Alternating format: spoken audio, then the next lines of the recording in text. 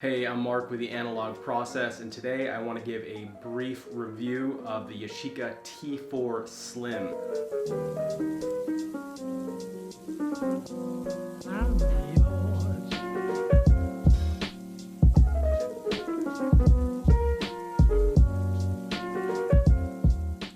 So normally when we think of the Yashica T4, there's two things that come to mind. The first is Terry Richardson and the whole aesthetic of American Apparel, which I'm actually thankful is gone because it gives the Yashica a little more room to breathe. And the second thing we think of is the Yashica T4 Super D, which is the waterproof version. Now, the Super D waterproof is the one that gets a lot of attention. It's not actually waterproof, you can't put it in water, it's not like a GoPro, but you can use it in rain, you can use it in sandy places, because basically it has weather sealing on the inside, these gaskets that kind of protect the camera. Now the Super D was a camera that I got. It was one of my first point and shoot film cameras, 35mm, and eventually I sold it because I found that it was really bulky and I was always carrying it around and I felt like I had this big bulge in my pocket.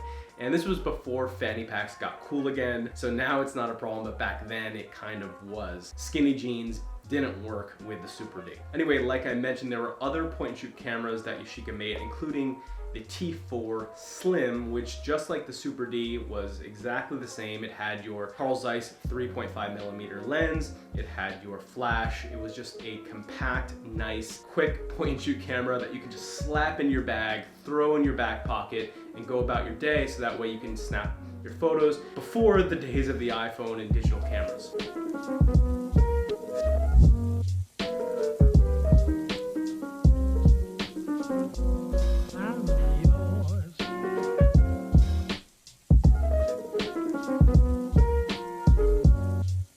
Anyway, when most people talk about the Yashica, they really think about the Super D, but I want to try to sell you today on the Slim T. So this was kind of a variation of the T line.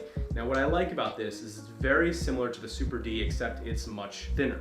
So in terms of features, it's the same as the Super D. The only difference is it doesn't have that waterproof seal on the inside. So if you get water on it, you are potentially putting yourself in some danger. And I forgot to mention, Slim also doesn't have the top-down viewfinder that the Super D does. So with this, you can't just look down like this and take a photo. So that is a consideration. So for me, the Slim T is just an overall better camera because personally, I believe that the best camera that you have is the camera that you have on you. And if you have a bigger, bulkier camera, the chance of you having it on you is gonna be a lot smaller. Now to be fair, sure, I shoot mostly with a 4x5 and I shoot a lot with my Mamiya 7 II, which by the way, I have a video of me shooting it in Japan, which you should check out if you haven't seen it already. But anyway, the point is that yes, I do use these bigger cameras, but I wanted to have a camera that I could just use when I'm walking around home, when I'm going to visit a friend, and I just want something casual and thin and small that I could shove in my bag. And here's the important part that maybe I'll actually use.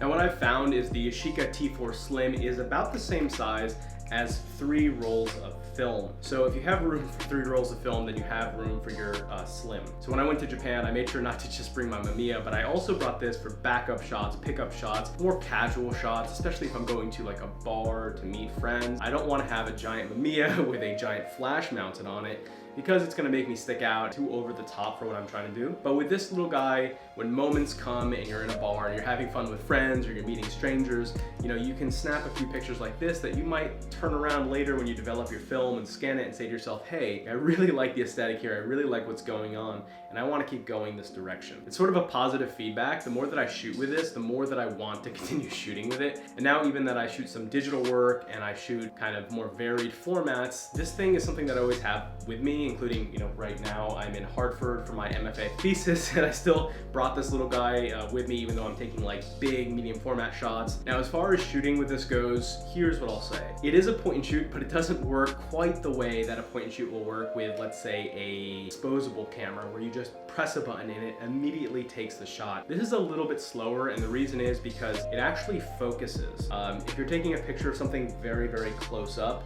you're gonna see that it hunts the focus a little bit. And of course that makes it really good for taking very close photos, which you can do. I wouldn't say it's macro, but the idea that you can take close photos with a camera like this is really kind of exciting and fun. But the trade-off is it's not like a camera where if you see something, you can immediately whip it out, turn on, and then just snap and fire the photo. It's gonna hunt it a little bit. So I find myself composing a little bit more with this camera. The good part about that is it will slow down your shooting, which can end up making better photos. Can, not necessarily will, but the drawback is you're going to be composing with this maybe more than you thought you would, more than you'd want, which can be a little hard because the viewfinder is a little bit small on this. There. So that was actually in real time of me taking a photo. From me turning it on, the lens coming out, focusing, and then getting the green light that I can take the picture. When you first turn on the camera, there's like, I don't know, a 2-second delay, maybe 1-second delay before it even lets you focus at all. It's as if it's warming up like it's an old Windows computer or something. But hey, you know, there's trade-offs, there's good and bad with everything. I think that if you want a camera that can really just nail a quick shot, maybe you want to think about like a Contax or even a disposable camera. But this is sort of that middle ground where you get the convenience and luxury of having a small form that can go in your pocket. You know, it's not something you worry about too much, but also getting higher image quality that comes with the nice lens and with the 3.5 f-stop. So all of that makes this a really appealing camera for me.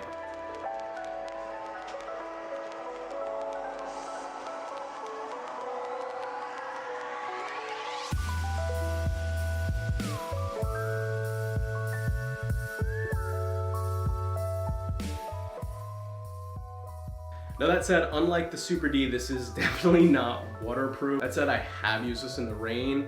I actually did a story for my Instagram where I shot film and put the film pictures in the Instagram story. You can actually check that out too. I put it on my YouTube, although it's very short, it's 1 minute long because it was a story. But all of that was shot in the rain. This camera isn't necessarily going to die if it gets water on it, but again, it's not sealed, so if it does get into the battery compartment or it gets into any of the electronics, you could have issues. But I found it's a pretty resilient camera. I've dropped the camera, I've sat on it, I've got it wet, I've done all of that stuff, and I've never had problems with it. Another cool feature of this camera is you can choose whether you want to shoot with flash, forced flash, automatic flash, or no flash at all. I've done nighttime shots where I don't want flash, for like fireworks and stuff, and you actually have that option with this, which is cool. You can also punch in the date into the camera, so that way it will show on the negatives themselves. I didn't actually like that feature very much because unless I'm doing a very specific project where I want that number to appear, I could just Photoshop it in. But the thing is, if you forget to turn it off and then you do what I did, which is go shoot a bunch of rolls and then there's this like timestamp on it that isn't even the right date, that can be a little jarring and then you have to Photoshop all of it out. But another cool feature about this is that it has a self-timer. So there's been plenty of times where I've just popped this on a ledge, hit the self-timer, ran back, and then it takes the shot, which is really, really convenient. But overall, it's a really good camera. I found that when you put in a new roll of film, it does a really good job catching it, so you don't have to spool it or play with it too much. You just throw in your roll, close the lid, and then it's pretty much good to go. Really easy. I like also that it has a protector on the camera to protect the lens, so when you turn on, it kind of moves out of the way. And the shots that come out of this, I like. I think that they're good. I think that there's a lot of use for them. I'm doing a big project that I've been working on for a few years where I've been documenting my family in Hong Kong, and I'm gonna be using these images from this actual camera with that project. So it's definitely something that is worth me having around, and it's easy to do so, which is the point. It's a cheap, easy to carry, light camera.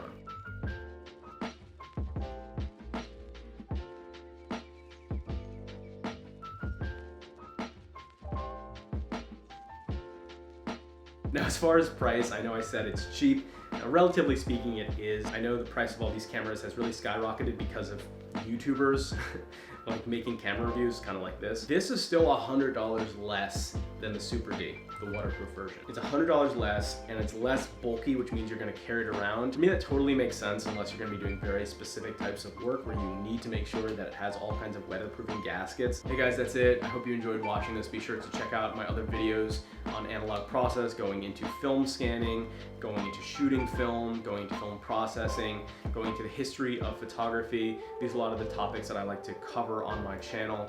Really appreciate you watching. You could also check out my Instagram, which I'll link in the first comment below. There's not a lot there right now, but I'm going to be showing previews and sneak peeks of my MFA work here in Hartford, Connecticut. The show is coming up in about a week's time, so I'm really excited about that. So if you're curious about that kind of work, you can obviously check out my Instagram. Anyway guys, that's it. Thanks for watching, and I'll see you guys next week.